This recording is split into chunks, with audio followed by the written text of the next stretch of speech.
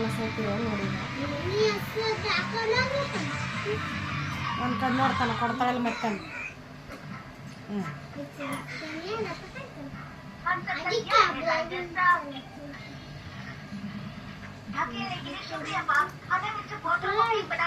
ಒಕ್ಕಟ ನೋಡಗ